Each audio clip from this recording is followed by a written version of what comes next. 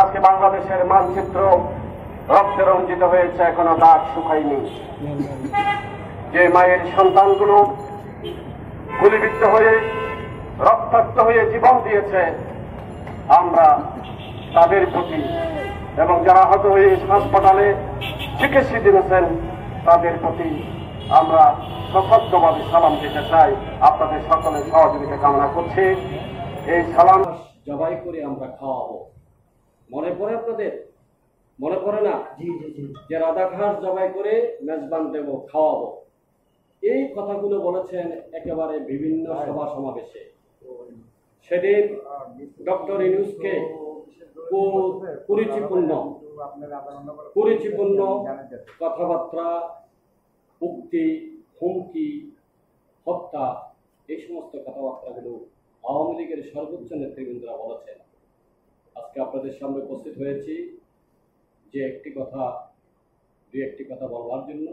আমি আমার কথাগুলো বলার পরে যে উদ্দেশ্যে আজকে এখানে বসা, আপনাদের মনে পড়ে কিনা দেখেন যে তৎকালীন আওয়ামী লীগের নেতৃবৃন্দের বক্তব্য, বিবৃতি এবং তাদের যে বডি ল্যাঙ্গুয়েজ, ডক্টর ইউনূসকে পাইলেই মনে হয় যেন গুলি করে ফেলবে, সাগরে ডুবাবে, ওই যে পদ্মা ব্রিজ থেকে ছুঁড়বে, তারপরে তাকে মেরে ফেলা হবে, কেটে ফেলা হবে। এবং পিটার হাসকে একই ধরনের হত্যার হুমকি দিয়েছিলেন। সে আজ থেকে 9 মাস পূর্বে আমি আন্তর্জাতিক মানবাধিকার কমিশনের পক্ষ থেকে এই ঢাকা জজপুরে 2টি মামলা করেছিলাম। একটি মামলা খারিজ করে দিয়েছেন, আরেকটি মামলা চলমান আছে। আর যে মামলাটি খারিজ করে দিয়েছেন সেটাও 2-3 দিনের মধ্যে ইনশাআল্লাহ আবার পুনরুজ্জীবিত হবে। সে আন্তর্জাতিক মানবাধিকার কমিশনের যার উদ্দেশ্য এবং লক্ষ্যে আজকে আপনাদেরকে কষ্ট দিয়েছি। আমাদের এই অর্গানাইজেশন জেনেভা জাতিসংঘের আন্ডারে আমরা কাজ করি। ডেনমার্কে আমাদের প্রধান কার্যালয়। সেখান থেকে আমার পাশে যিনি বসা আছেন, চট্টগ্রামের এই সন্তান,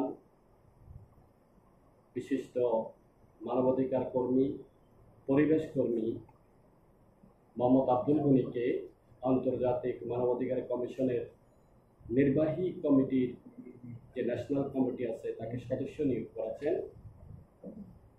মানে বাংলাদেশে এই মাত্র তাকেই নিয়োগ করেছেন যে আমি সেই অর্গানাইজেশনের প্রেসিডেন্ট। আর আমার পরিচালক হচ্ছেন সাইফুদ্দিন সালাম মিটু, নির্বাহী পরিচালক। অ্যাম্বাসেডর হচ্ছেন ডক্টর মিজান, ঢাকা বিশ্ববিদ্যালয়ের মার্কেটিং ডিপার্টমেন্টের চেয়ারম্যান। আন্তর্জাতিক নির্বাহী সদস্য হিসাবে নিয়োগ করায় আজকে আপনাদের সামনে উপস্থিত হতে পেরেছি। আমাদের দেশে এবং পৃথিবীর বিভিন্ন দেশে মানব অধিকার বেশি পরিমাণে লুণ্ঠিত হচ্ছে। যেমন বলতে গেলে ফিলিস্তিনি মায়ের বুকের শিশুর থেকে শুরু করে সর্বস্তরের জনগণ বোমার, গুলির বর্ষণের শিকার হয়ে মৃত্যুবরণ করছেন। তাদের জাতিসংঘের হিসাব মতে দেখা যাচ্ছে অন্তত 40,000-এর কম নয় এই শিশু কিশোর জীবন বরণ করে দুনিয়া থেকে চলে গেছেন। মানবাধিকার লঙ্ঘন হয়েছে। এমনকি বলতে গেলে আমাদের বাংলাদেশে বিগত 18 বৎসর ধরে আমরা মানবাধিকার লঙ্ঘন হয়েছে। এই দেশে আমাদের ভোটের অধিকার কেড়ে নিয়েছে, আমাদের বাক স্বাধীনতা কেড়ে নিয়েছে। আমরা এই বর্তমান স্বাধীন দেশের নাগরিক হিসাবে আপনাদের সামনে 2-1টা কথা বলার জন্য উপস্থিত হয়েছি।